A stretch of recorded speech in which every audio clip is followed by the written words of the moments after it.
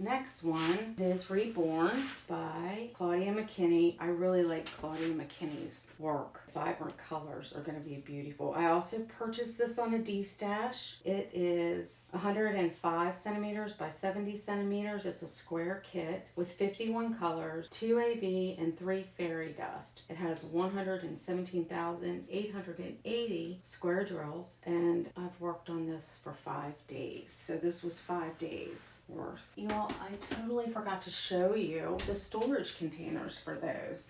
This is how I have Reborn, that like this. This is how I have Secret Garden. And Reborn didn't have enough space, so I used one of these small containers to put the extra drills in.